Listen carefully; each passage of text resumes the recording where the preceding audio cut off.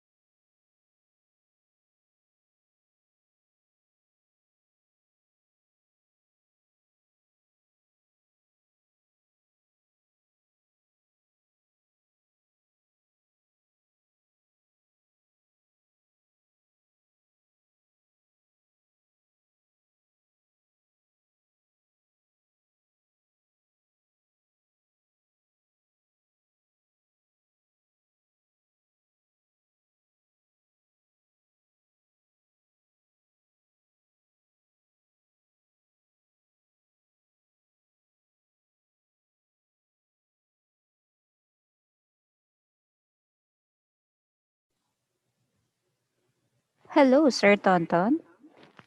Would you Hi. like to test your audio and What? your microphone? Would you like to test your Hello, Sir microphone? Tonton.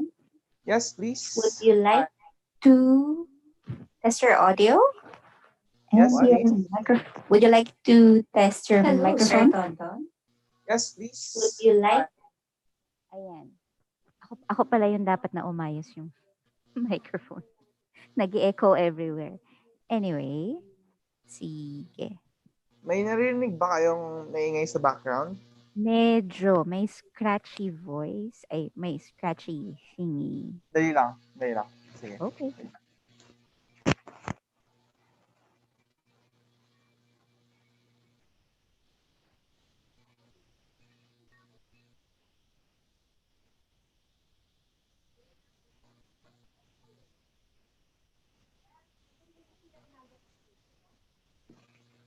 Ooh. Okay na ba? Mm, well, mas naririnig ko kayo ngayon. Pero okay Okay. naman. May konting background noise, but it doesn't really drown out your voice. So I guess that's Okay. okay. Alright. Do you have a presentation you'd like to test kung okay yung sharing options natin? Sige. Wait. We have Dali lang. 15 minutes na naman, although we are already streaming over Facebook. Eh, no. Over. Nasa YouTube pala tayo. I'm sorry.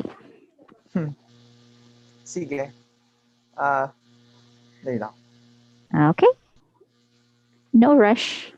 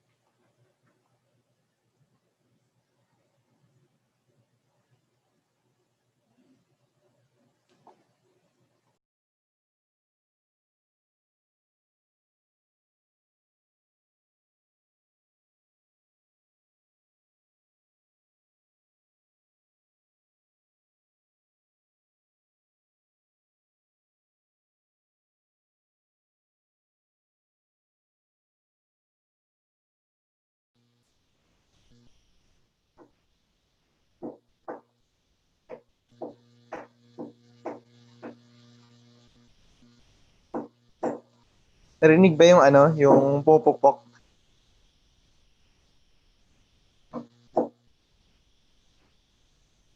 Yes. Yeah, sorry. May construction kasi on the adjacent unit here. It's all right. We'll just bear with it. No? Yeah. Well, we can hear you clearly naman, sir. Yeah, I use a special microphone. Ah. Not really special, but just to have a better background noise rejection. No? Mhm.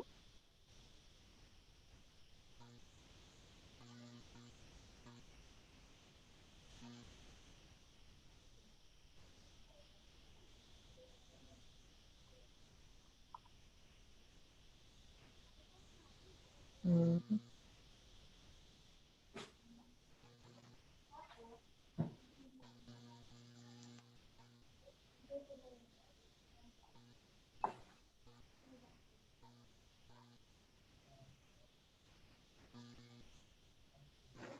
Ayan.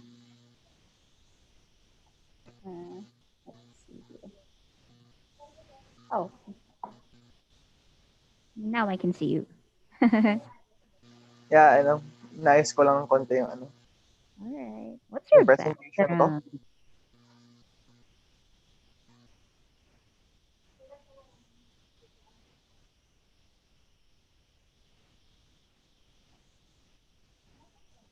Okay? Can I share screen? Yeah, you should be able to.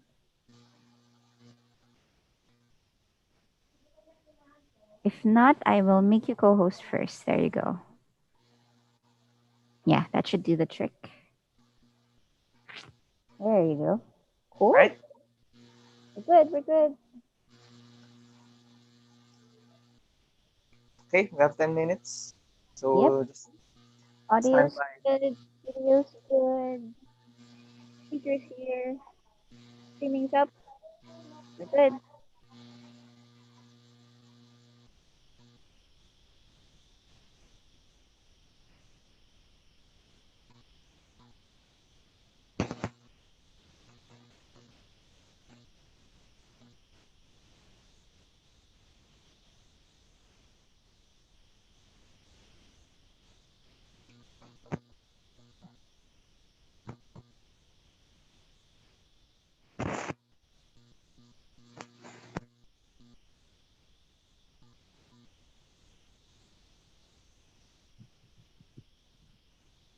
Hi, Sir Charleston. Mag-ano pa kayo? Magde-demo kayo nung actual?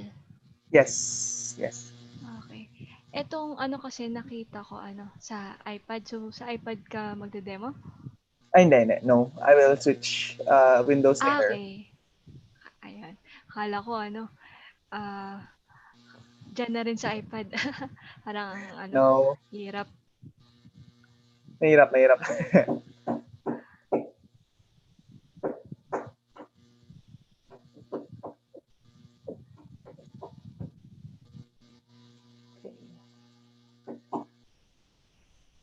How is the audience? Anyone who doesn't understand Tagalog? Wala naman siguro, no? Oo nga, no? I haven't checked, pero I think the people on Zoom are mostly the 190 students. Okay. May previous seminars naman na Taglish yung ginamit. Wala namang nagreklamo. So, I think lahat sila nakakaintindi ng Tagalog. Alright. That's great.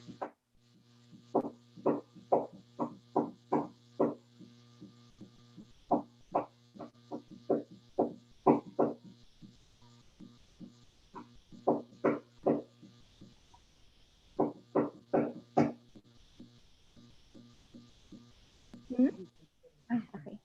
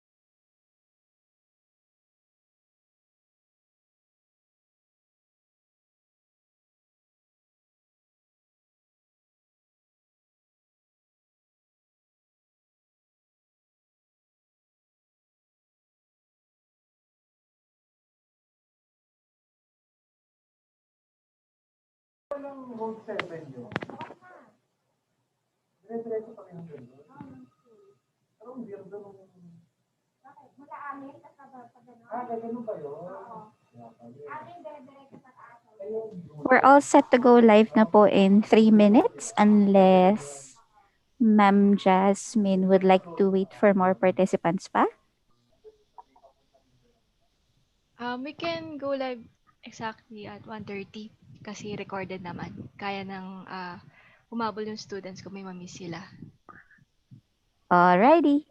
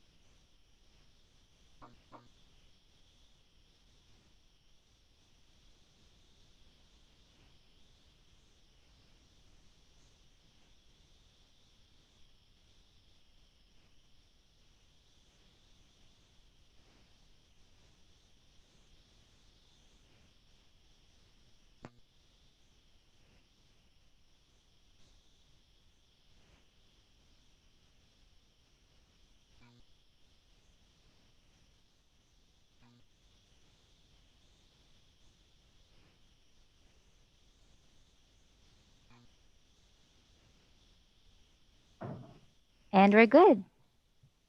Right? Okay, so good afternoon, everyone, and welcome to this seminar on the introduction to LaTeX. So we pronounce it LaTeX, not latex. That's a different thing altogether. No, okay. So I am Charleston Ambatali. I am an assistant professor here at EEE.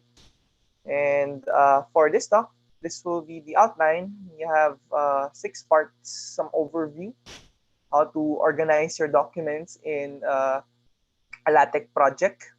What are floating objects? How do we label reference them? How do we type math equations? How to set up the bibliography and how to create diagrams, circuit diagrams and schematics specifically dito sa LaTeX. Okay. So what is LaTeX first? If you go to the homepage of the latexproject.org, it's a high quality typesetting system. It is used for the production of technical and scientific documentation. It's actually the de facto standard. Wala talagang standard on how to write scientific and technical documents. Pero ang LaTeX is the de facto standard. Madaming gumagamit ng LaTeX na scientists and professionals sa pagpapublish ng papers nila. So also it's free. So merong open source na program sa pwede nyo i-download. You can install it on your PC and you can encode LaTeX. You can compile LaTeX codes dun sa PC niyo, and ang output niya na is a PDF file. Redundant, no? PDF file. The PDF na naka-encode na at saka naka-arrange na yung document niyo. Okay, so it's free for all. Doesn't need much processing power para lang ma-open niyo. So as compared to, let's say, Microsoft Word or Libre Word, nakalimutan ko yung LibreOffice, no? Yung LibreOffice equivalent niya, it only uses command line, parang similar to your C and Python codes na i-compile nyo lang, tapos meron na kayong output na PDF. Okay? So sa kasi sa word processing na document, i-display niya na lahat eh. Pwede mo i-arrange yung files mo, yung images mo at yung text mo. Pero kapag na-overload yung RAM ninyo, hindi niya ma-display na maayos. So itong LaTeX, you can just type it in, and then kapag i-compile niya na, yung LaTeX na yung magko-compile ng lahat, pag output niya PDF na. So it can be run by even a weak computer. Okay? So that's LaTeX. So a LaTeX document, ito yung interface niya. So this is a website actually. This is overleaf.com. So dito ako nagko-code ng LaTeX documents ko. Okay? Makikita nyo, meron siyang madami siyang files na kailangan, but you don't need to craft everything. Okay? I'll go through that later. So mukhang nakakatakot at first kasi parang madaming files, tapos kailangan ko mag-code. Let's break it down, okay? So these are the separate files for meron siyang separate functions dun sa documentation niyo. And here is where you will code, right here. Okay? As you can see, meron din siyang headers. Like meron siyang parang hashtag include function or import function. We use use package function right here, and the different packages are enclosed in brackets. Okay? Tapos dito sa Overleaf, kapag tapos na kayo mag-code, you can compile it. Maglalabas na siya ng PDF na output dito. So it's a whole window by itself. You can close it actually. Pwede mo na i-close bago kayo mag-compile. That's fine. Just click this button. Hindi magpapakita yan para hindi rin mabigat sa computer ninyo. No? Okay? So inside a LaTeX document, we have the source files. The source files is where you have yung main code mo. Yun yung i-compile ng LaTeX document. So normally, it's named as main.tech. Okay? Pero pwede nyo iset yan sa Overleaf. You can right-click it and set as the main document. Basta ang ang file extension niya is .tech. Yan yung i-compile ng LaTeX para magkaroon ka ng output na PDF. Next, these .clo files are called option files.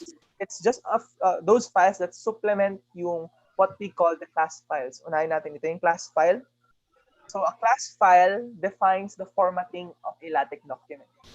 So if you want to use your IEEE 2 format na na paper, magda-download ka ng .cls ng galing sa IEEE mismo. Tapos i-copy mo lang siya dun sa folder and then you declare it document class English and then you use the name of that .cls file. Dito sa UP-EEI, meron din tayong sariling class file. It was developed by Dr. Louis Alarcon. Okay? And yun yung ginagamit for 190, 198. 190 manuscript and 198 manuscript. Okay? So yung class options would be defined na dun sa CLS. Merong code sa loob ng CLS na hindi nyo na kailangan i-tweak, pero kailangan nyo lang itong class options file, i-copy ninyo para magamit siya nung class files ninyo. And also, some supplementary files, nandiyan na lahat. Okay? Ang kailangan nyo lang i-edit is yung tech files. Okay? So when you're going to install a new format, you have to properly put yung CLS, CLO, and layout files within the same folder. And you make sure to declare it. Okay? Right. Okay, so packages are used for easier encoding. It's similar to the include headers of your C program or your import function ng Python. Yung packages na to will make some parts of the encoding process easier, like creating a bibliography, managing your floating objects, and encoding math functions. So madaming different packages na na pwedeng gamitin. We won't go through all the details, all right? So I hope narinig niyo pa rin ako, no? Okay. So we won't go through all the details, pero ang importante for now is the math na na package, yung floats na package, symbols package, schematics, Bibliography. Wala, hindi nakalagay dito. Okay? So if you're using a function within a package pero wala yung package na yun, your program will not compile. Similar to your C program and your Python program, if kulang ka ng packages or kulang ka ng .h files, hindi magko-compile yung program mo. Okay? Ayan. So that's the end of some overview. Let's go into the specifics. So dun na tayo sa pag-organize ng document. Okay? So to organize your documents, well, magpapakita na yung table of contents mo. Ang maganda sa LaTeX is it automatically generates a table of contents, list of figures, and list of tables based on how you code it. Okay?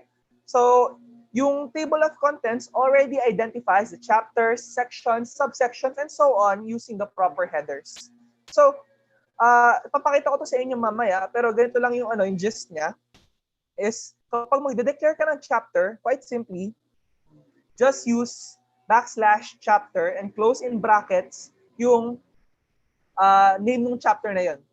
Okay? And under that chapter, meron tayong section, subsection, and sub-subsection. So as you can see, itong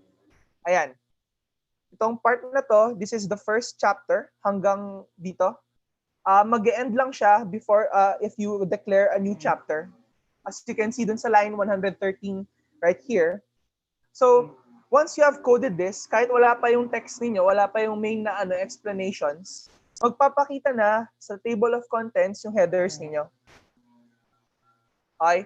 And every time you compile it, kapag may halimbawa, dinelete nyo tong section na to, if you compile it again, mawawala din itong part ng table of contents na to. Okay? And so on and so forth. Okay? So you can see here we have 5 chapters, 1, 2, 3, 4, 5, corresponding to the 5 chapters na makikita ninyo dun sa output ng LaTeX. Okay? So you just have to declare kung anong type of content siya, no? Is it a chapter? Is it a section? Under a chapter, magkakaroon ng sections yan when you write your manuscript. Okay? And so on and so forth. Okay? So, ang maganda rin sa LaTeX is that you can separate yung files ng each chapter. Okay? This is not a manuscript. This is a problem set in an exam. As you can see, dito sa code ko, when I'm encoding an exam, sineseparate ko instructions, yung multiple choice, the problems, Yung different versions ng problems, ilalagay ko din. Tapos, ginagamit ko yung tinatawag nating input function to organize them, as you can see here. Okay? So, with this, by using the input function dun sa main code, this is the main code, okay? By using this input function, it's as if, excuse me, the content of this different files are pasted in your code. Okay? So why do we need to separate this? When you're organizing your document, it's prudent that you separate yung each chapter or depende sa inyo, pwedeng each section, why not? Okay? Para madali ninyong ma-edit yung code ninyo. So, kapag nakita niyo output ninyo, may problema sa subsection 1.1. So, pupunta ka dun sa file na yon para ma-edit mo siya. Okay? You don't need to edit everything in the main file. Okay? Basically, parang divide and conquer siya, no? So, unlike dun sa word processing, na yung file mo, nandun na lahat ng data sa isang file, okay? Kailangan mo i-edit, i-open yung file, kailangan mo siya i-edit from there, pwede mag-log yung computer mo from there. Dito, you can separate it to different text files.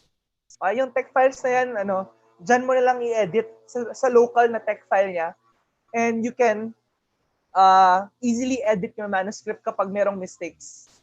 Okay? This is also important if you're working by groups, no? If you're assigned to a different chapter, you just need to create a separate text file for that para hindi na kayo mag-interfere sa isa't isa. So, this is how you organize your LaTeX files into something more bearable when you're going to encode your manuscript. And this is how we use the input function. It's a very important function if you want to separate the work, no? I only discovered this recently. Nung in-encode ko yung manuscript ko, hindi ko nagamit to ever. So, sobrang mas madali ang buhay kapag ginagamit mo tong \input na function na to. Okay? So, just a suggestion on organizing, you can use a different text code on each chapter. I mentioned this earlier. Tapos, ilagay mo na lang siya dun sa main code mo. Okay, so this slide is for your reference. You can use this as a reference para pag mag-uumpisa kayong gumawa ng LaTeX document. Okay? Next, we're going to discuss floating points. Okay, so sorry, floating objects, not floating points, sorry. And how to label and reference them. Okay. So, some types of floating objects are figures and tables. So, of course, if you're gonna type a manuscript, you will definitely be using a lot of figures and tables. So figures for visualization, tables for comparison or paglagay ng results ng experiments ninyo. The floating objects are containers for things inside a document na hindi pwedeng pumunta sa next page. No, they will be floating around the document. Kaya nga tinatawag silang floating objects. You can use any different floating objects, no? Pero yung most common is the figure and the table. Okay? So in a float environment, we have this begin and end. So you can specify the type of floating object. It could be a figure, it could be a table. Tapos from there, you can put all the code inside. So let's break this code down, no? Yung itong first part ng code is centering. Basically, it centers the figure or kung ano mang ipapasok mo na object sa loob ng floating object, it centers it inside the floating object. Yung second part is just a code to include a picture. Could be a JPEG file, it could be a PNG file. Basta it should be put in an appropriate folder. So itong part na to, this is the file. So it's under the folder images. And this is yung pangalan ng image file, magnindef.png. So para hindi kayo malula sa dami ng files sa project ninyo, I suggest you put an images folder, dun nyo idadump lahat ng images ninyo. Organize it in such a way na hindi kayo malalost sa pagkocode ninyo. This scale is used to fit the image inside the floating object. Sometimes it's trial and error, pero you can use a code named text with. So the code na text with, it means you're fitting the image sa isang column width ng LaTeX document ninyo. We'll look at that later. The caption is, well, the caption. So, yung ano mang ilalagay yung text sa loob ng caption, yun yung lalabas na caption ng figure ninyo. And finally, a label. We'll discuss this later. Okay? So, since this is a floating environment, it needs what we call a header. Enclose it in braces. Tapos, may lalagay kayong identifier dyan kung saan ilalagay ni LaTeX yung figure na to. Okay? So, the floating objects can be decided by the compiler. Kapag wala kayong nilagay na header, yung compiler na ang bahala maglagay. Okay? So, minsan problema yun kasi kung saan-saan nilalagay ng compiler yung figure ninyo. Okay? Pero, you can order the compiler to place it here by putting H. So, you will be placing the figure here kung kaya ilagay. Okay? Or you can set it to the top of the page, or you can set it to the bottom of the page. Okay? So, lalagyan nyo lang ng header yung figure ninyo, and you will be ordering the compiler to place it where you want. Okay? So, for example, yung output figure nito, okay, is this from one of my papers. So, yung generation ng figure number is automatic. It depends on pang ilang figure siya nag-appear dun sa document. So, in this case, sa code na to, it's the 5th figure. Okay, pag nagsingit ako ng another figure before that figure, it will automatically shift to number 6. Okay? And this is the caption na nilagay natin. Okay? So, yun din yung maganda sa LaTeX, no? Automatically nag-a-adjust yung figure numbers. Hindi yung kailangan mong, kapag nag-insert ka ng bagong figure sa revision mo, babaguhin mo yung numbers nung figure sa succeeding na figures, no? Sa LaTeX, automatic na yan. Okay? Another type of a floating object is a table. So, table can be called using the begin table. Okay? Pero, maglalagay pa kayo ng tinatawag nating tabular object. Okay? So, within that table, yung /begin table, this is just the floating environment pa lang. If you want to build a table, you have to use the tabular object. So this is the code that you use to build a table. Okay? And yung syntax niya looks like this. Yung may header siya, nakalagay dyan, which defines the number of columns. In this case, this is 2 columns. Okay? Nilagyan ng slashes na yan, which denotes that between the columns, dapat meron kang line na nagse-separate between them. Okay? Yung H line, ibig sabihin yan, magkakaroon ka ng horizontal line between the rows. Okay? So, more details nakalagay sa slide, pero mas magandang pakita na lang natin yung output nila. As you can see here, naglagay ako ng H line sa taas. So, meron kang horizontal line that spans the table. Okay? Yung text between columns are separated by the ampersand.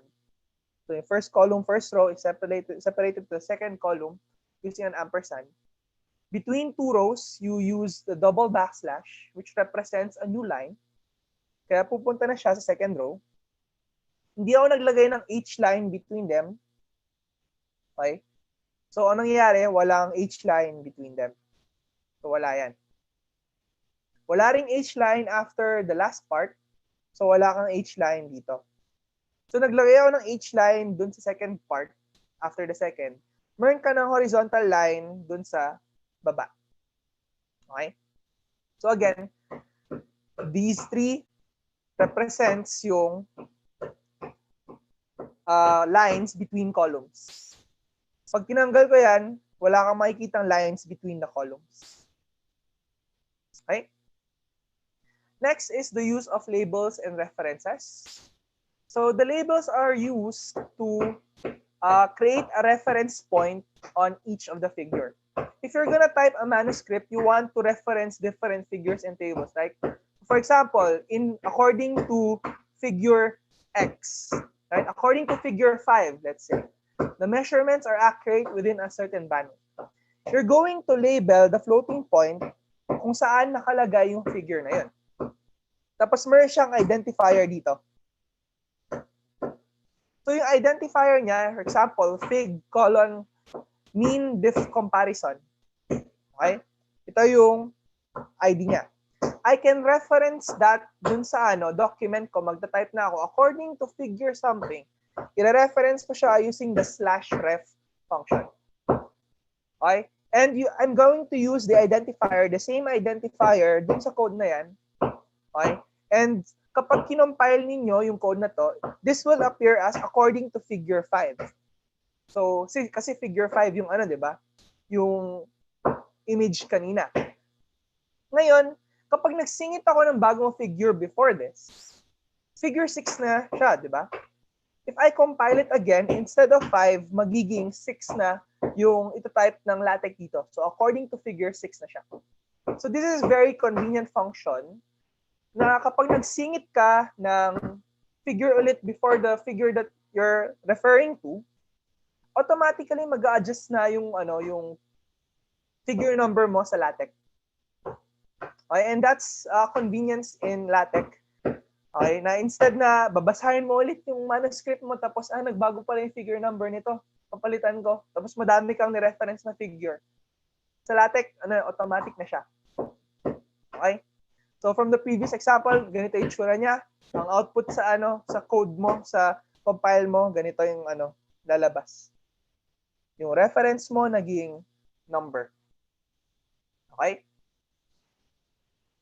So that's the use of labels and references.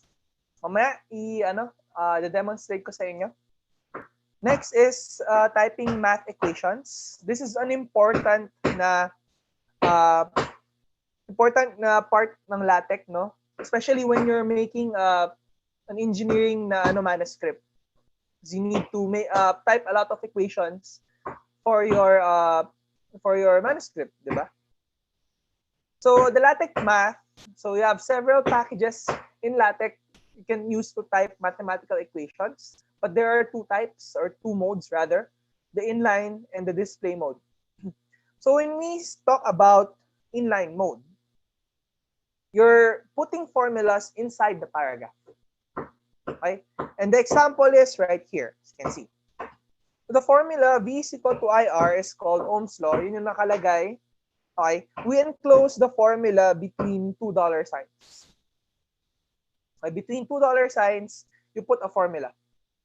Or, alternatively, you can use backslash, open parentheses, backslash, close parentheses.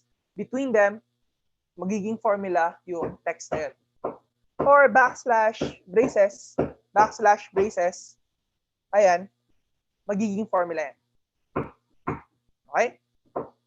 So, if you're going to put formulas within a paragraph, you use these identifiers para ilagay yung formula within that paragraph. Okay? The other one is the display mode. So, there are two types of display formulas, an unnumbered formula and a numbered formula. So, a numbered formula, an unnumbered formula, you enclose it between the double dollar sign. Okay? This will start a new paragraph. I'll show it later. And it will display the formula separate from the paragraph. The other one is numbered. Okay? It's like a floating object. It's similar to a floating object. You put the formula between, okay, and you can put a label inside this numbered formula, numbered mathematical formula, and then you can reference it again by calling reference and the identifier of your label. Okay. So, sorry, I think I left a slide there. So the output of this, you can refer this. So instead of equation,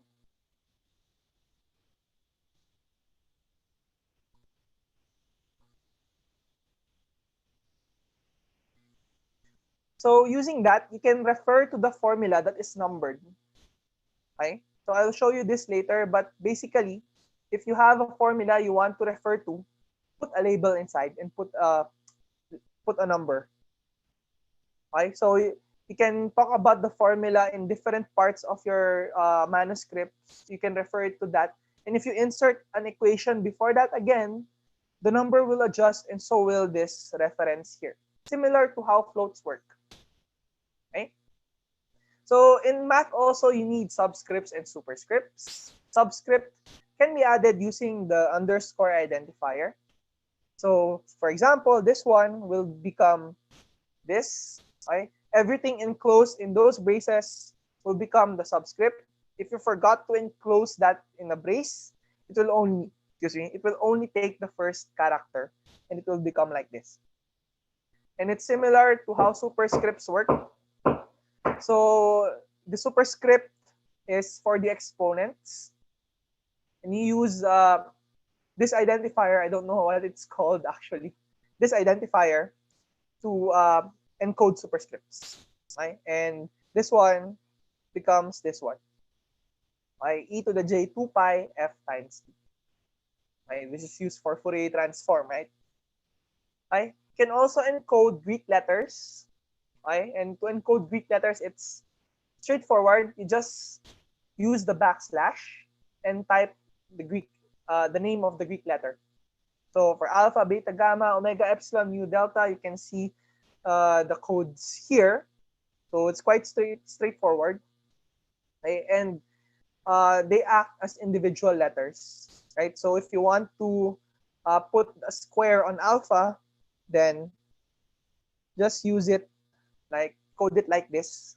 Just use it as if it's a single character. Okay.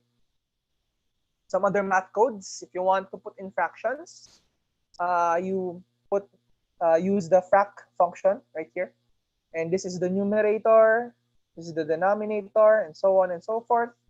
Others like the integrals, okay, something like this. You have your single integral, double integral, triple integral, integral with limits, circular integral, and so on and so forth. All of this is actually recorded sa documentation on LaTeX. So you can go back to that and see the codes on how to implement yung LaTeX math, no? Okay. Another one that is important for me, kailangan nyo rin to, matrices. So it can be coded similar to tables, pero it can only be encoded within a math environment. Okay, so within a math environment, you have a begin equation. Under that begin equation, you begin the matrix. Okay, and you're encoding it similar to a table. This is the first row, first column. Between two columns, you use the ampersand to separate them. And between rows, you use the double backslash to separate them. Okay? So there are different types of matrices. Right? This is just one form. This is the output. If you want brackets for your matrix, you use B matrix. Okay? And this will appear. So again, you can see more of this in the LaTeX documentation.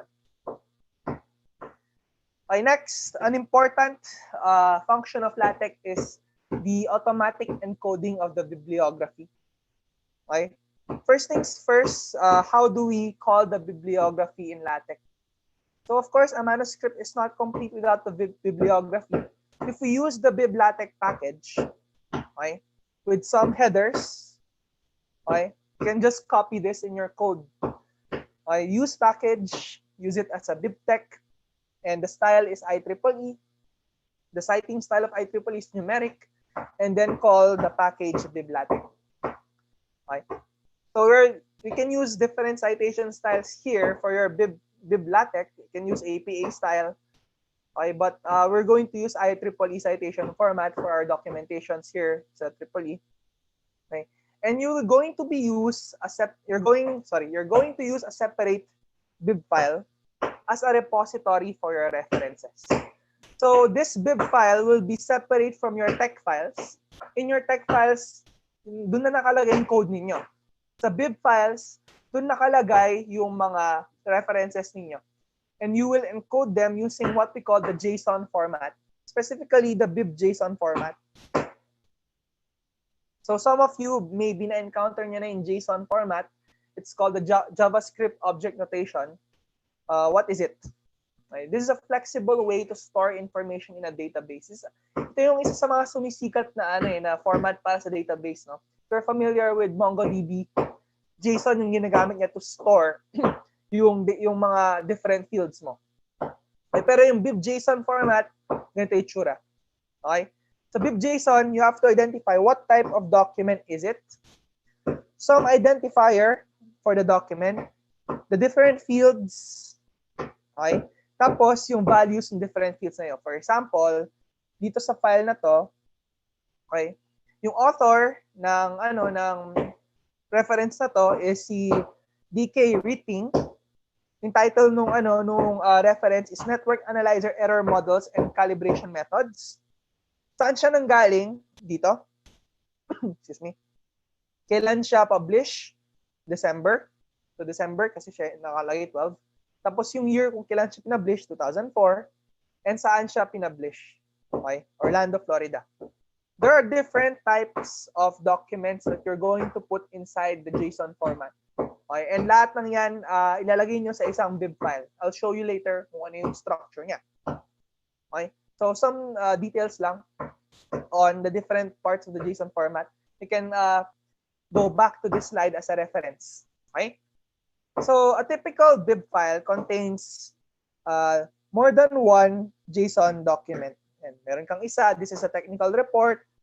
Ito, proceeding ng isang conference. Ito, electronic na document. Excuse me. This is an article from a journal and so on and so forth. Each of them, merong different na fields. Okay? So unlike a traditional database, fixed lang yung fields niya eh. Ang JSON na database, magkakaibang fields pwede. Okay? They can be stored in a single na document. Okay? So you don't need to build. Hindi mo kailangan i-type lahat. Okay? So mukhang hassle at first. Pero kapag puro IEEE publications yung yung references mo, pwede mo lang siyang i-download. So if you go to a page sa IEEE Explore yung paper, may nakalagay na cite this. Okay? And then you click on BibTeX, makikita mo na yung JSON format ng reference mo. Okay? Papalitan mo na lang ito. Okay? This is the ID. Papalitan mo na lang yan para maayos yung organization mo. Para saan ba yung ID na to? Okay? So just a note, if you're going to read a paper, kunin nyo na yung BibTeX niya. Kunin nyo na yung bib format niya. I-copy nyo na sa bib file ninyo. Ilagay nyo lang lahat ng papers dyan. Okay lang. Okay? Kasi, kapag kailangan nyo siyang i-cite, gamitin nyo na yung cite function. So, you will cite it. You have VNA basics _ Agilent. That is ito. The first entry dun sa bib file ko. Okay? Tapos, automatically, magiging citation na citation na siya. To build the VNA, the four receiver architectures most commonly used, magiging citation na siya. Okay? Tapos, mag-a-appear siya dun sa bibliography mo sa dulo. Okay? Paano pag nagsingit ka ng citation before this? Similar to figures, kapag nagsingit ka ng citation before this citation, this will change to 2. And yung bibliography mo will rearrange accordingly. Automatic na siya. Hindi mo na siya kailangan manu-manuhing i-sort pagdating sa bibliography mo. And this is actually another useful na function sa LaTeX, no? Okay.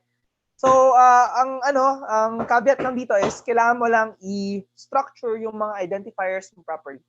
So don't use yung ginagamit ko dito. This is an old paper. Don't use it. So ang suggestion ko is you put yung last name ng first author _ some 3 words in the title na kailangan mong maalala. So if I'm gonna cite my paper, ilalagay ko sa identifier niya yung last name ko _ 3 words na notable. Okay, 3 words na notable dun sa title. Para madali ko siya maalala kapag tina-type ko na siya. Okay? So yun yung ilalagay mo dito sa ID field na to. Right here. Tapos yan yung isa-cite mo dun sa dulo. Okay. And finally, before the demo, how do we create diagrams and schematics with schematics? So schematics is an environment in which you can draw a circuit or schematic or a system block diagram. Okay? And it is based on the TIX package. Sa TIX kasi, yung package na to, you can draw circles, simple figures, you can plot functions. It's geared towards math na figures. Okay? Any function ng TIX, pwedeng gawin ng schematics. Ang schematics lang, may additional na circuit drawing package. Okay? And ganito yung itsura ng syntax niya. So, it's within a begin schematics, end schematics. Okay? Tapos, you use the command draw and ilista mo na yung i-drawing mo. Schematics, you specify the endpoints of your circuit element. Okay? Tapos, yung itong nasa loob na to, this is the type of element. Is it a resistor, voltage source, current source, capacitor, inductor, diode? Pwede rin diode yan. Okay, may sarili siyang identifier. May different types of voltage source din. DC voltage source, sinusoidal voltage source, and so on and so forth. Okay? Yun yung ilalagay mo dito. Okay? Ito naman is an identifier of what type of element siya. Is it a two-terminal element? Is it a single terminal element? And so on and so forth. Okay? So, I'm just telling you how it works, no? But, ganito yung itsura niya. Okay? When you code this, ganito yung maging itsura ng circuit mo. Okay? 0, 0 pertains to this point right here. 0, 3 is this point. And between 0, 0 and 0, 3, naglagay ako ng voltage source with label VS. Ayan siya. As you notice, baliktad siya kasi pag mag-code ka ng voltage source, yung first na ilalagay mong endpoint, yan yung positive. Okay? For a resistor, it doesn't matter, di ba?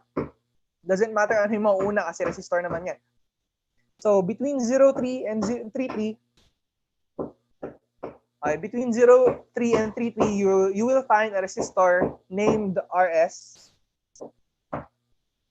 Okay, between 3, 3 and 3, 0, 3, 3 and this should be 0, 3. Wait.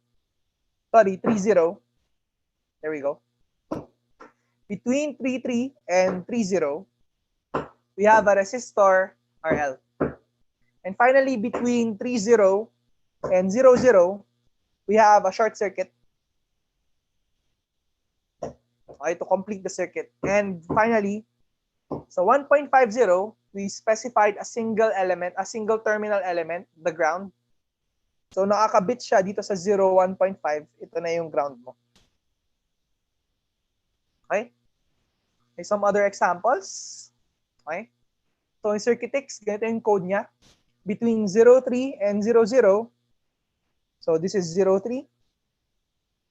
This is 0, 0. We have a voltage source. With the voltage, naglagay ako ng V instead of L. The voltage is Vs of t. Okay? And yung positive niya, nasa 0, 3. Okay?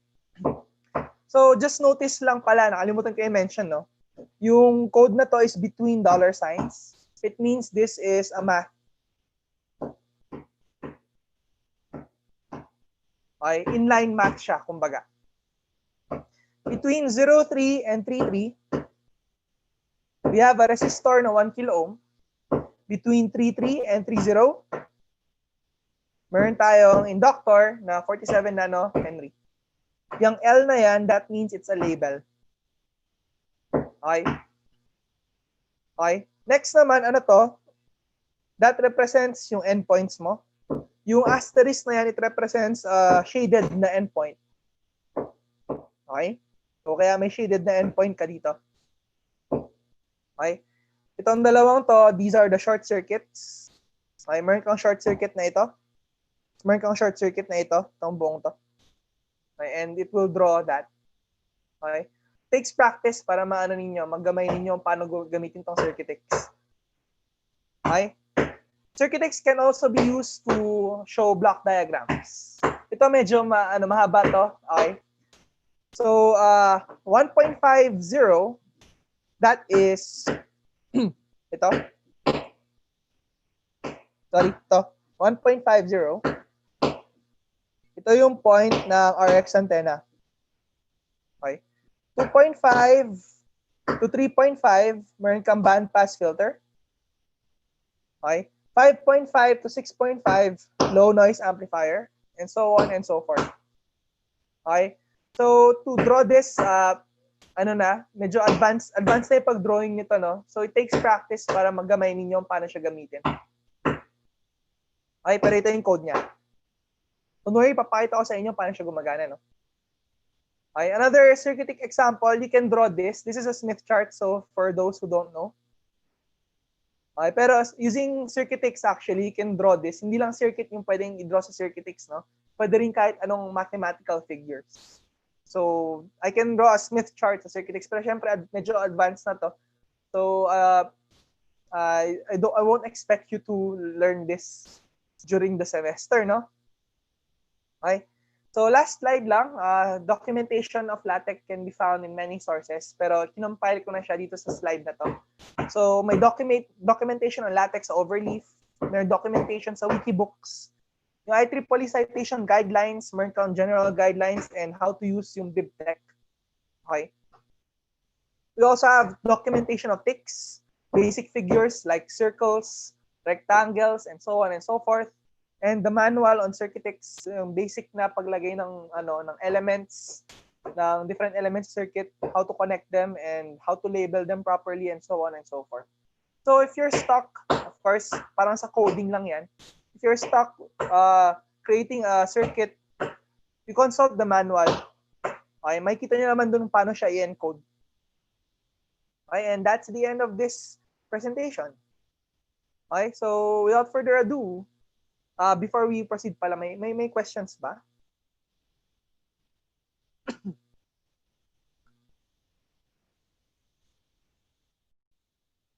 Are there any questions? No questions over YouTube. Okay.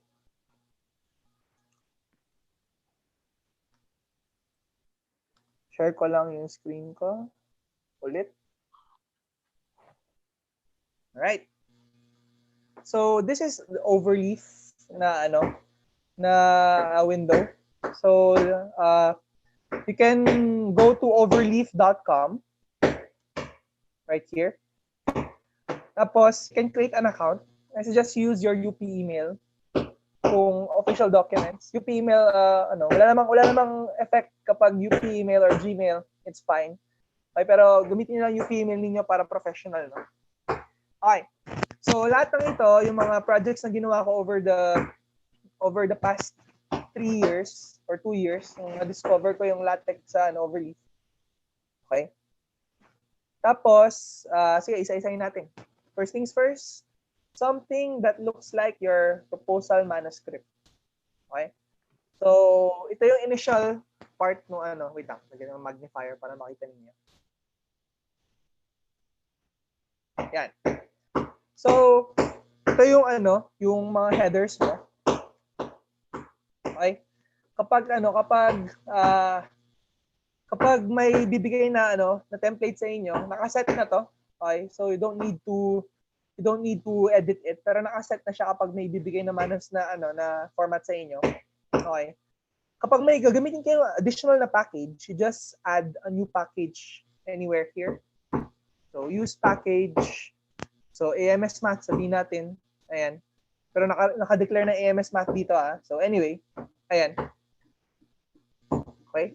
So pag may add kayong package na wala sa listahan, ilagay nyo na lang dito sa use package here. Okay? Tapos yung others, naka-set na yan, so you don't need to worry about that. Okay? So dito naman sa begin document here, dito na mag-uumpisa mag-compile yung LaTeX. Okay? Anything within the begin document and yung kabilang end niya, end document, lahat ng yan, yun na yung compile ng LaTeX. Okay? So you can see here, meron kang nakalagay na title. So, nakalagay na yan sa template ninyo. You don't need to mind yung pagkocode niyan. Kapag may send na template sa inyo, meron nang nakalagay na title, author, degree, year. Okay? So, yung title, pwede natin baguhin. Okay, sabihin natin, okay, LaTex introduction. There you go. So, pag i-compile ko, Control S. As you can see dito, papapalitan yung title, naging LaTex introduction dito. Okay. Okay. So, next is yung author. Okay, nakalagay pa pala dito si Sir Adelson. Okay, so sige, palitan natin ng pangalan ko. Okay, tapos itong double backslash na to, this is an identifier that that tells us that it's a new line. Okay? Wait, hindi pala siya na-code dito, no? I don't know what happened, pero hindi siya na-code dito. That's weird. Anyway, dapat merong nakalagay dito na na authors. Okay. Okay, next is yung paggawa ng abstract, hindi abstract, no? There you go. Table of contents. So yung table of contents, naka-code na yan inside the this format, okay? It's called by this function right here, \table of contents. Huwag nyo nang isipin yan. Okay, nakalagay na dapat yan sa code niyo. Pero pag nagtanggal tayo ng subsection, you can see here, sorry. Okay? Yung subsection na yan, mawawala siya dun sa table of contents. Automatic na siya mawawala. Okay? So magdagdag tayo ng bagong chapter dito. Dating chapter Experimentation and Results.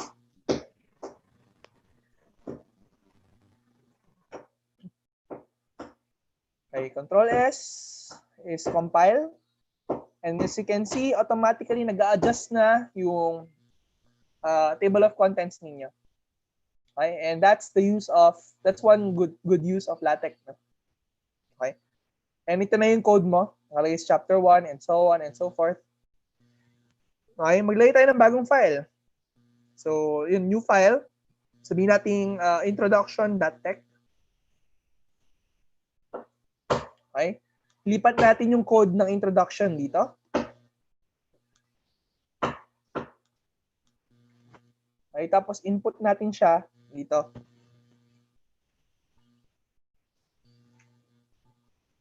Okay? Input natin siya.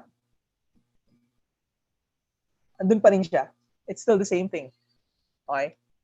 So, nilipat lang natin siya to a new text file para madali natin siyang makode ulit. So, maglagay tayo ng introduction na text dito. Okay? This is an introduction. Natin.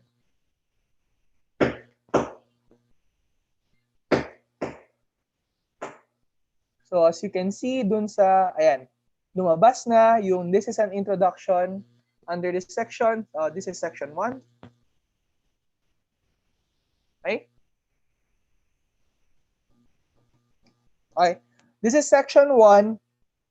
Under section 1, meron na kayong na-type na kung ano mang iti-type ninyo. So, this is where you type your paragraphs here under the section. Kapag nilipat mo kasi siya before the section, it will be counted as an introduction. Ayan. And it's a new paragraph. So, if you want to separate between paragraphs, kailangan nyo ng double na new line. Okay, pag dinikit ko siya dito, it won't be counted as a new paragraph. There you go. Okay? So, that's an example with our format. Let's see an example using the IEEE format. Okay? So, sa IEEE format, madami ng CLS or LaTeX formats na naka-upload sa website nila. So, may mga comments yan. Hindi nyo na kailangan i-mind yung comments. Mga documentation purposes lang yan. If you want to put a comment pala, use the % sign. Okay? So, yun yung comment. This is your packages na ako naglagay niyan. Pag-set ng margin. Ito yun. Okay. Again, makikita nyo yan if you just type online how to set margins in LaTeX. May magpapakita ng code na ganito sa Stack Exchange or whatnot. So, ayan, begin document. Ayan, may title nakalagay. Okay, yung author. Nakalagay, author, may code na yan for IEEE author block, naka-define na yan sa CLS file nila. You don't need to mind how it works. Okay, i-edit mo lang yung title. Okay, and then after some comments, merong abstract. Diyan may lalagay abstract mo. Between begin abstract and end abstract, it will be automatically formatted. Okay?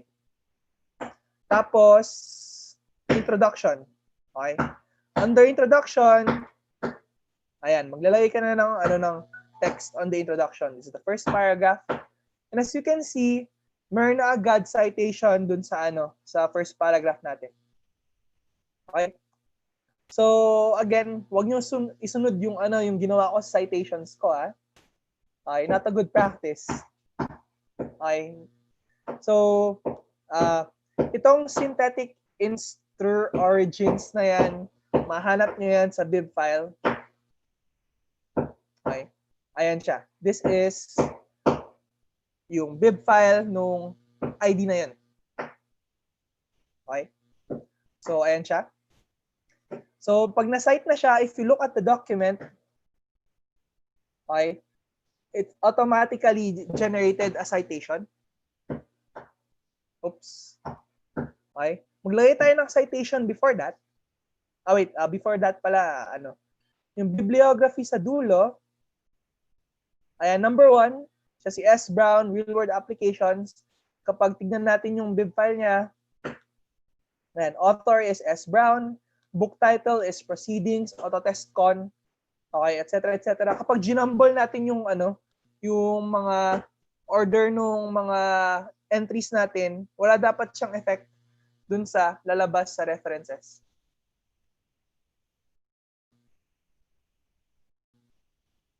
Ayan. So, wala nagbago sa order sa references. So, kahit i-jumble mo yung fields dito sa loob ng JSON format mo, lalabas yan sa references, naka-format pa rin siya properly. Okay? Ayan. So, magdagdag tayo ng citation dito sa, sa umpisa. Let's say, let's cite Pozar. Ayan, Pozar chapter 4. Okay? Kapag i-compile ko, sisingit dapat si Pozar dito before Brown. Okay? Ayaw niya mag-compile right now. Ay, nag-compile na pala siya. And we have Pozar. There you go. Okay? So, automatically, nag-generate na yung references based on the order of appearance. So, hindi nyo na siya kailangan i-arrange. Okay? Pag nakakita kasi ako minsan ng manuscript, yung first citation niya, number 47. So, nagugulat ako, ba't number 47 na yung citation? Wala pa akong nakikitang 1. So, minsan nakakagulat lang siya. So, at least kapag gumamit na kayo ng Bibliography, mag-a-adjust na siya automatically. Okay? So, ayan. So, notice that also na hindi lahat ng citations na nakalagay dito magagamit. Okay? Hindi ko pala ma-notice. First, sabihin ko na lang sa inyo. Not all of the citations here na nilagay ko sa bib ko ay nagamit sa paper na to. Okay? Only 12 out of how many? Hindi ko alam kung ilan. Okay? So, pwede mabilang actually. So, 23 actually. There are 23 entries sa bib file ko. I only use 12. So, what's stopping you from putting every JSON file or JSON na reference na meron kayo? What's stopping you from doing that? Okay? Okay, so, some other demos, matrices and images. Ito muna, math muna. Saan? Ito. There we go. So, in an equation environment, I can put a math equation. So, medyo nakakatakot siya right now, pero you don't need to be alarmed here. Pwede niyo siya i-break down. Okay? So, itong slash left and slash right, ayan, represents matrix. Okay? This is one way to encode the matrix. All right? So, we use an array function. Pero pwede yan palitan. So, okay, papalitan ko siya ng B matrix, sabihin natin.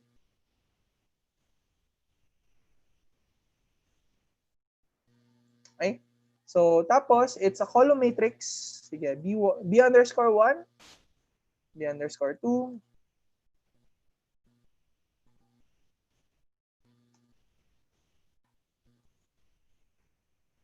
okay? Tapos, i-comment out ko muna to. Okay? And let's check yung compiled version.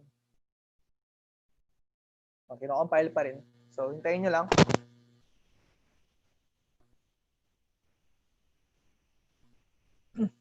May error. Ang galing yung error na to. Missing dollar sign. Para sa math. Okay. So,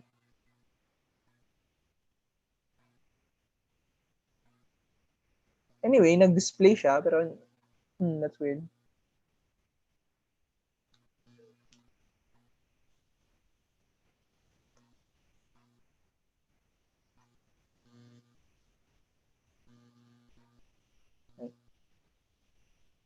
Huh.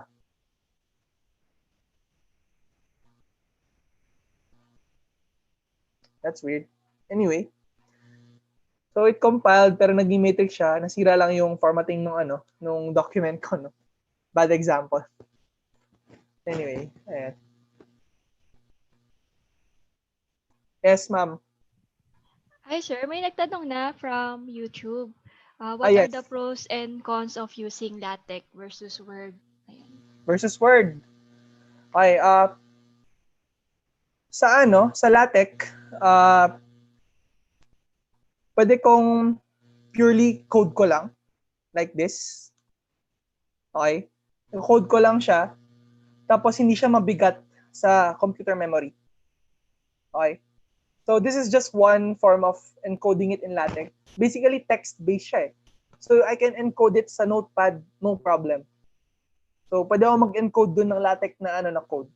Tapos hindi siya mabigat sa computer memory. Kapag Word, i-compile mo na lahat dun ng figures, tables, mathematical equations. Kapag sobrang daming math equations, actually, sobrang maglalag yung Word. Okay. Also, meron naman ding function yung Word to organize your bibliography, yung referencing ng figures mo.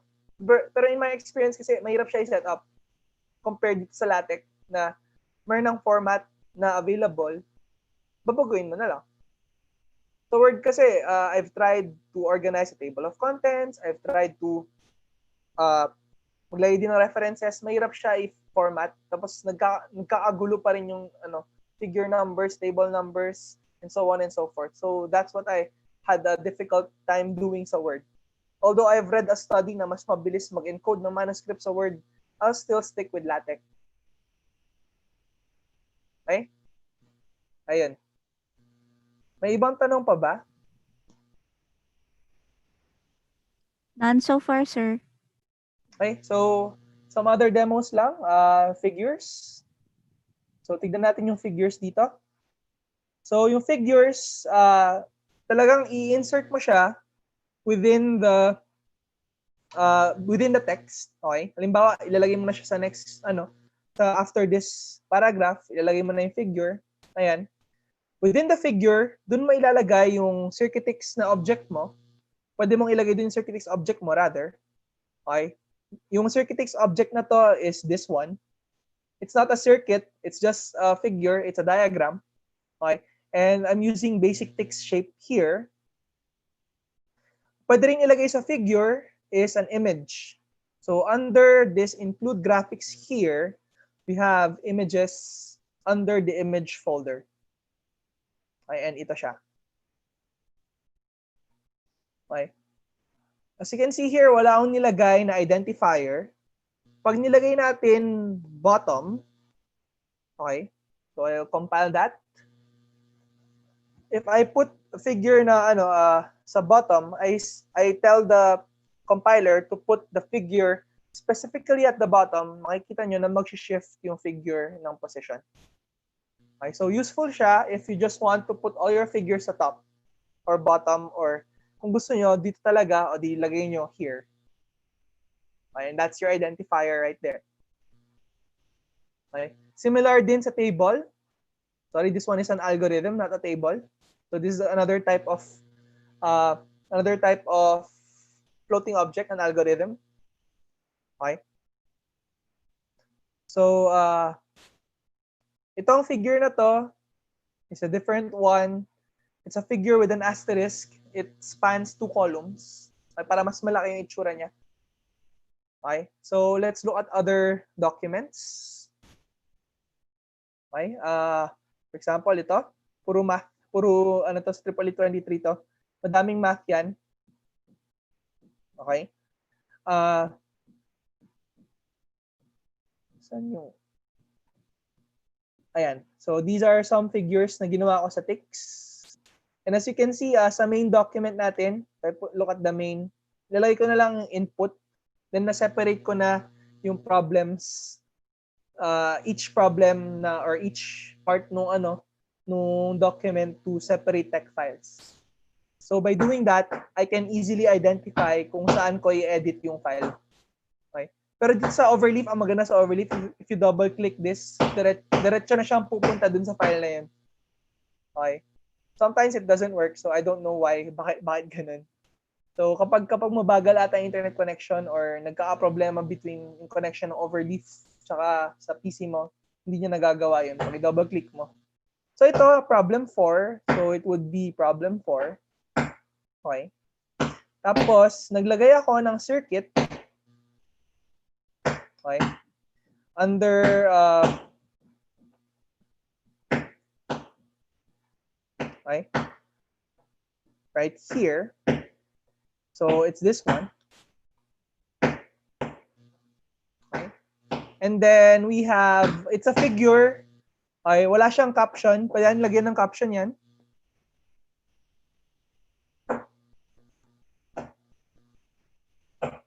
Okay. So if you put a caption here, lalabas din yung caption na yan. Okay. So it's figure 1. This is a magnetic circuit. Okay. And you can put a label there also. Suggestion ko lang on putting labels, use an identifier if it's a figure, if it's a table, or if it's an equation. Para di kayo malito, no? So figure, magnetic circuit. Okay? So this is a figure na magnetic circuit. If I'm gonna put a label sa equation, I will use EC. Okay? Para hindi magkalituan. Kasi kapag ilalabas nyo yan sa ref, so if you're gonna reference that, okay, lalabas figure, EC, okay, lalabas lahat ng nilabel ninyo. Tapos malilito kayo, sino dyan yung equation, sino dyan yung figure. Lagyan nyo na lang ng identifier kung anong type of reference sila. Okay? Okay. Yes, ma'am. Meron bang offline version, sir, na pwede akong gumamit ng tech files? Yes. Wait, sige, stop ko lang yung ano.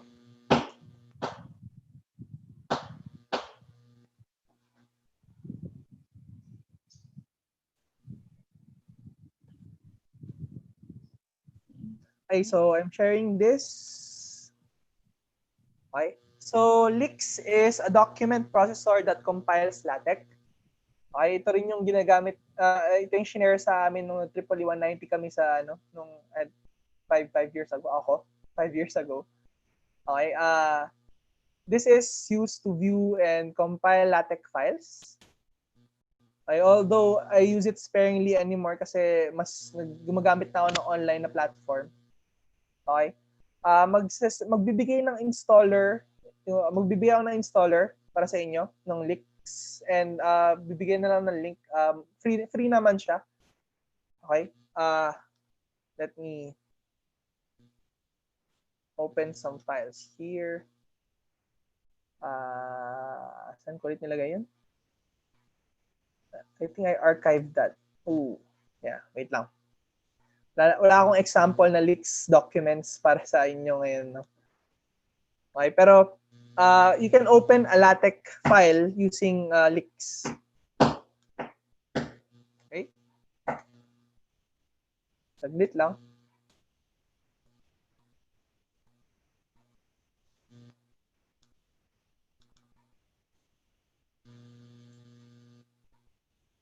Do you see it? Wala ata nagbago. Wait lang. Ayusin ko yung share screen.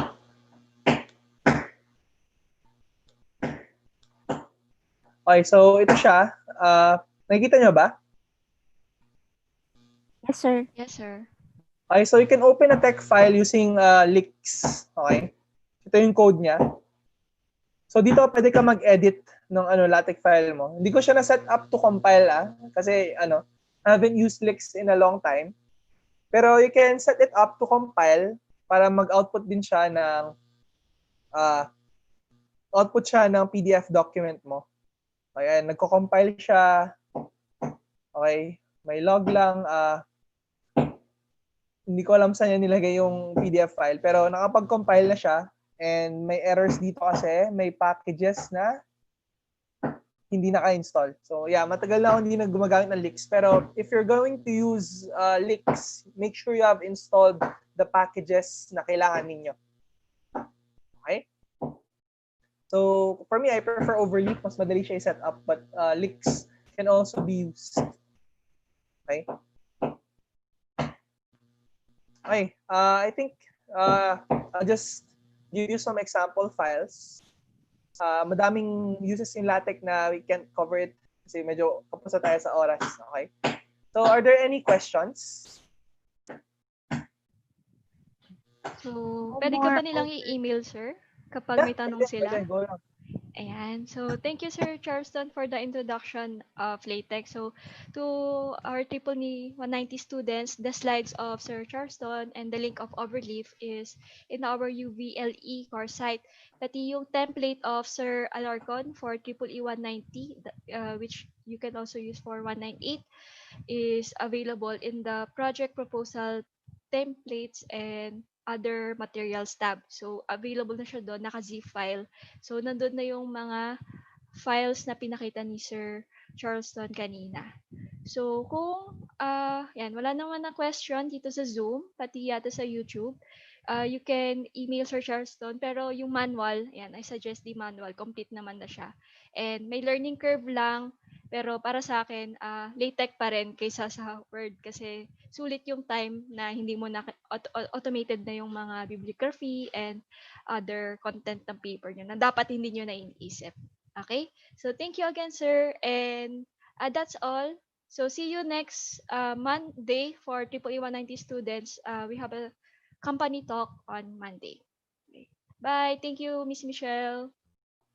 Bye. Thanks, everyone. I'll be ending the meeting now. Have a great day.